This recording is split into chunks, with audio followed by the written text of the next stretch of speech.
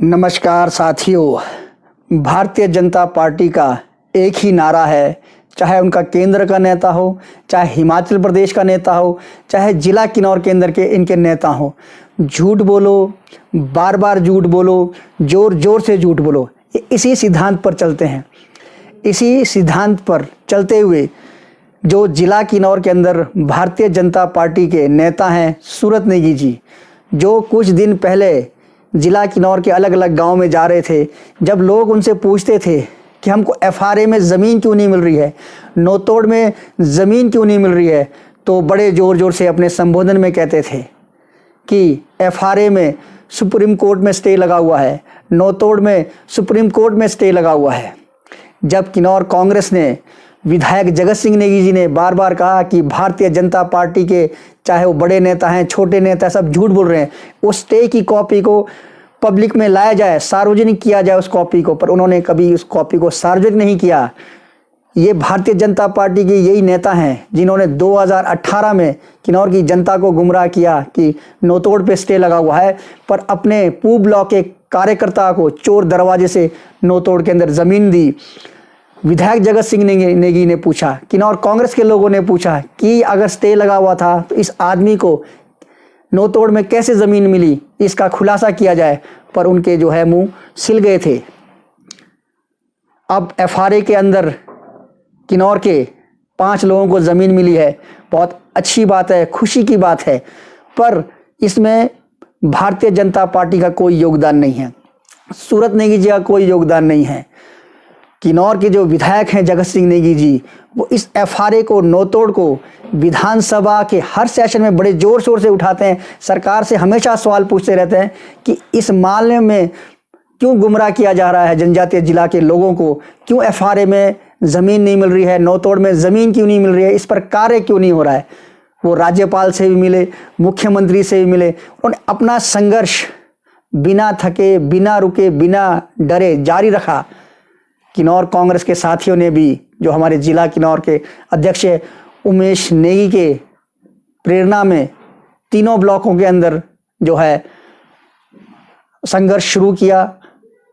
अनशन पर बैठे 1 महीने तक बरसात के मौसम में इस अहंकारी सरकार को झुकाने के लिए, पर भारतीय जनता पार्टी की सरकार को झुकना पड़ता है आम आदमी के पास, क्योंकि आपने देखा होगा किसानों ने भी संघर्ष किया। 1-1.5 साल के बाद मोदी जी को यू टर्न लेना पड़ा, तीनों काले कानून वापस लेने पड़े। ऐसे ही किन्नौर के अंदर भी आम आदमी की जीत हुई है, किन्नौर कांग्रेस की जीत हुई है। जो दबाव बनाया गया सरकार के ऊपर, प्रशासन के ऊपर, विधायक जगत सिंह नेगी जी दिन रात मेहनत करते रहे, आवाज़ उठाते रहे, आज झुकना पड़ा है। और एफआरए के तहत जो नियम है, नियमों में ही कोई बीजेपी के लोगों ने ऐसा नहीं किया है। जो मनमोहन सिंह जी ने 2006 में, जब श्रीमती सोनिया गांधी जी यूपीए की चेयरपर्सन थी, यूपीए की गवर्नमेंट थी 2006 में, जो हमको फॉरेस्ट राइट का जो हमको अधिकार दिया गया है जनजातीय लोगों को, उसके तहत ही ज़मीन मिली है। बीजेपी वाले बोलते ऐतिहासिक दिन किन्नौर के लिए आज है, ऐतिहासिक दिन 2006 में था। और ऐतिहासिक दिन किन्नौर के अंदर कब होगा?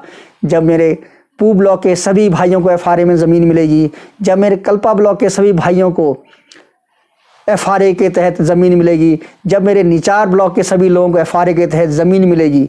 एफआरए खुलेगा, नौतोड़ खुलेगा, गरीब के पास ज़मीन होगी, वो अपने बच्चों का पालन पोषण कर सकेगा, अच्छी शिक्षा दे सकेगा, अपने परिवार को अच्छा स्वास्थ्य दे सकेगा। वो ऐतिहासिक दिन होगा। इनकी तरह 5 लोगों को ज़मीन मिल गई तो ऐतिहासिक दिन नहीं हो जाता। यही बीजेपी की सोच है, यही वो दिखाते रहते हैं। हम सूरत नेगी से पूछना चाहते हैं, आपने कब आवाज़ उठाई ये बताओ? 4 साल आपकी सरकार को हो गए, आप तो 4 साल इसी में लगे रहे कि मुझे टीएसी में डालो, पीएसी में डालो, फलाना कमेटी में डालो। अब आप खुद ही कह रहे मुझे लाड़ा में डालो। आपने 4 साल किन्नौर का विकास होने नहीं दिया है। आप ये रहे कि किस तरह मैं कमेटियों में घुसते रहूं और ताक झांक करता रहूं कहाँ कितना माल पड़ा हुआ है।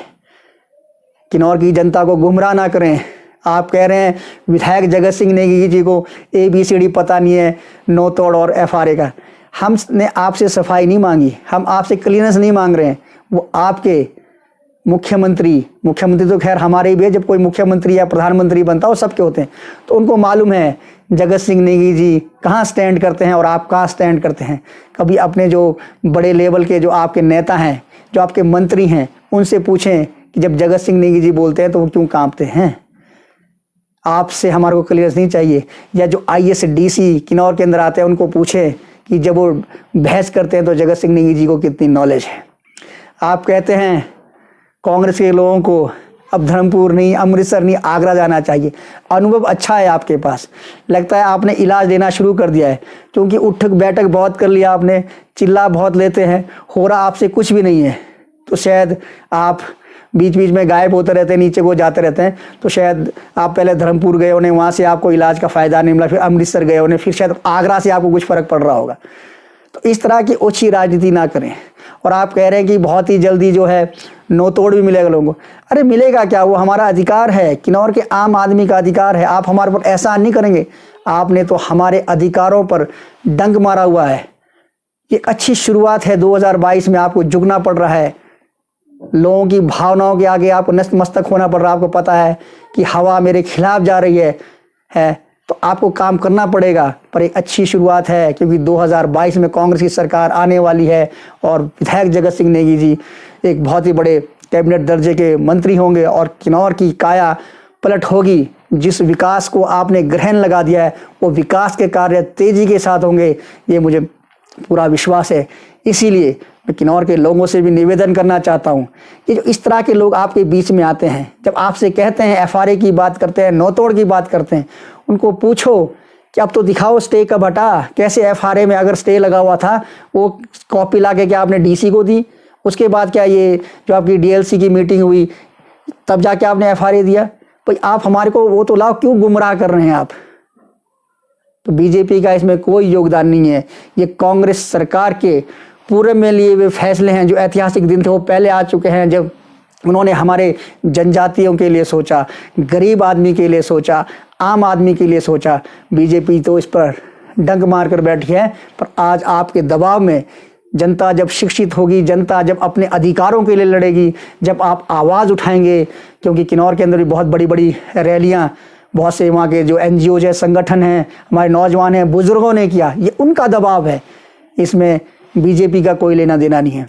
तो ऐसे लोगों से आपको सावधान रहना है। ऐसे लोगों को वाकई धर्मपुर, अमृतसर, आगरा यहाँ भेजना पड़ेगा। तो सर एक बार फिर मैं कहना चाहता हूँ, ये जो थकी हुई सरकार है, ये थका हुआ इंजन है, थके हुए सूरत नेगी जी हैं, थके हुए जयराम ठाकुर जी हैं, इनको धक्का देने का समय आ गया है। ये लॉलीपॉप से बात बनने वाली नहीं है। विधायक जगत सिंह नेगी जी या किन्नौर कांग्रेस की सोच है कि हमारा किन्नौर कैसे खुशहाल होगा, कैसे मेरे किन्नौर के, चाहे वो मेरा पू ब्लॉक है, चाहे मेरा कल्पा ब्लॉक है, चाहे मेरा निचार ब्लॉक है, आम आदमी के पास अच्छी ज़मीन होगी।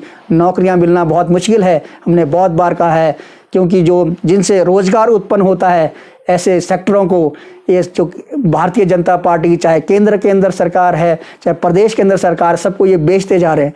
एम्प्लॉयमेंट जनरेट करना बहुत मुश्किल हो गया है। पर अगर आपके पास ज़मीन होगी तो आप उसमें बगीचे लगा के अच्छी इनकम बना सकते हैं। तो मैं आपको पूरा आश्वासन देता हूँ, विधायक जगत सिंह नेगी जी आप भरोसा बनाए रखें। जैसे ही 22 में सरकार बदलेगी, विधायक जगत सिंह नेगी जैसे ही कैबिनेट मंत्री बनेंगे, नो तोड़ में ज़मीनें फटाफट सैंक्शन होगी, FRA में ज़मीनें फटाफट सैंक्शन होगी। इसको युद्ध स्तर पर कार्य किया जाएगा ताकि हर आदमी खुशहाल बन सके। जब मेरे किन्नौर का एक एक आदमी खुशहाल होगा, खुशहाली गांव से आती है, खुशहाली आम आदमी के घर से आती है। जब एक गरीब के पास भी अच्छा मकान होगा, अच्छा बगीचा होगा, अपने बच्चों का अच्छा भरण पोषण होगा, उस दिन को हम ऐतिहासिक दिन बनाएंगे। और उस ऐतिहासिक दिन को बनाने में विधायक जगत सिंह नेगी जी का बहुत बड़ा रोल होगा। तो किन्नौर की जनता से निवेदन है कि आप अपना प्यार, अपना आशीर्वाद और अपना भरोसा विधायक जगत सिंह नेगी जी के ऊपर बनाए रखें। ये जो बोलते रहते हैं, इनको आप वाकई आगरा भेजने की तैयारी करें। ज़्यादा नहीं कहता हुआ, जय हिंद, जय हिमाचल, जय किन्नौर। नमस्कार साथियों।